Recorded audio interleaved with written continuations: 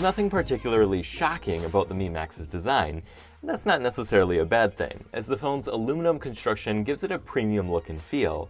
Some design aspects make the device easier to use, like the side tapers on the rear and the perfectly positioned power button and fingerprint reader. The top and bottom plastic caps, which presumably house the phone's antennas, are fairly continuous with the rest of the design in both color and feel. They do seem to be the culprit of some creaking noises while holding the phone, however, and maybe a major cause of the phone's weak structure. It bends with just a bit of pressure, which is disconcerting to say the least.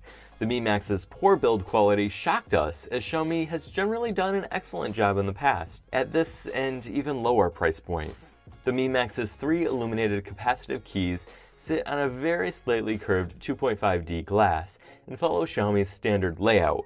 The display's side bezels are notably small, although we do wish that Xiaomi would reconsider the use of a black border around the display.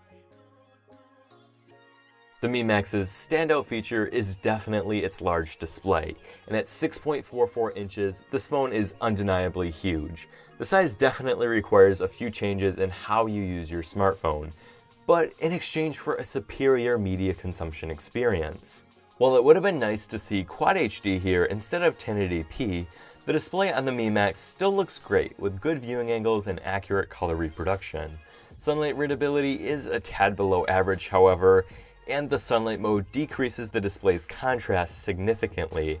On a positive note, the glass is coated in Corning Gorilla Glass 4, which we don't see very often at this price point. As has been the case with other Qualcomm Snapdragon 652 devices, the Mi Max's day-to-day performance seemed comparable to phones with higher-end chips like the Snapdragon 808. Xiaomi's custom software, MIUI, runs very smoothly on the Mi Max, and the base model's 3GB of RAM is generally enough for multitasking.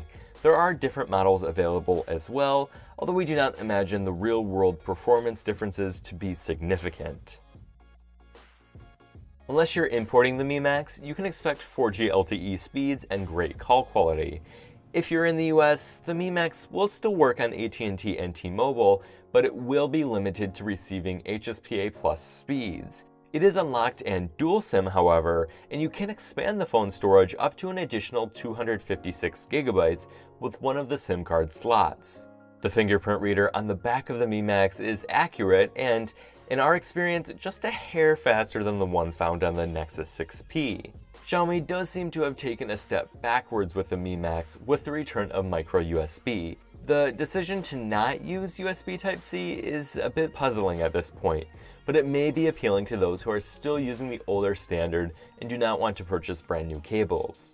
The Mi Max's single speaker can be found just to the right of the charging port, and it sounds pretty good, only slightly distorted at higher volumes. It would have been nice to see front-facing speakers, as they generally offer a more immersive media consumption experience, but side firing is still better than rear firing. With that aside, the Mi Max did very well in our battery life testing thanks to its very large 4850 mAh battery. Although screen on time varied quite a bit depending on whether the phone was primarily connected to Wi-Fi or cellular data, even the heaviest user should have no trouble getting the Mi Max to last a full day. It also supports Quick Charge 3.0, although it does not ship with a Quick Charge 3.0 charger, so you'll need to purchase one yourself if you want to avoid several hour-long charges. The 16-megapixel f2.0 rear camera with dual LED flash proved to be a very capable package in our testing, and it's one of the best we've seen at this price point. The Mi Max captures detail remarkably well, its color reproduction is visually pleasing without being too unnatural, and dynamic range is quite good. It's not perfect, however, as we found the phone's autofocus to be too slow and finicky for a considerable number of situations. Even when holding the device and subject still, the Mi Max would slightly miss focus more than we would normally expect. It also tended to over-sharpen images to the point of recognition in certain images. Low light performance was about average for the price, meaning that you won't be able to reliably count on the Mi Max for a good image in darker environments. We've covered MIUI's camera app quite extensively at this point, but I will mention that it's pretty easy to use while also offering manual control for those who wish to take advantage of it.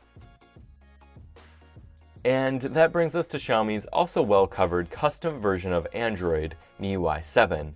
Thankfully, it is shipping with Android 6.0 Marshmallow, and users can look forward to many UI and functional improvements with the MIUI 8 update, which should be released within the coming weeks, and actually automatically found its way onto our unit in beta form.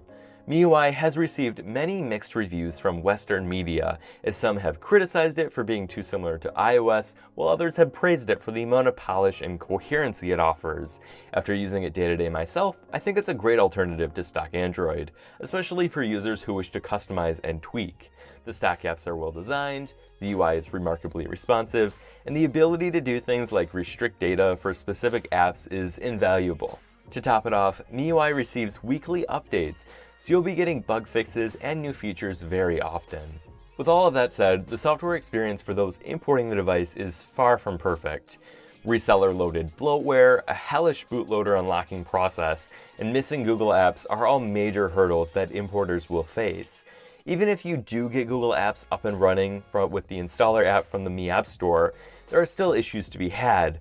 Random Google app crashes, Google Now issues, failure to place calls with Google Voice, and the inability to do things like consume DRM-protected content can make the experience less than ideal for Western users. The Xiaomi Mi Max is now available in China in a number of different models, starting at 1499 yuan or about $228. Each model is available in either silver, gold, or dark gray. While the Mi Max may not be the best fit for the average smartphone user, it's a great option for those looking for a very large device on the cheap.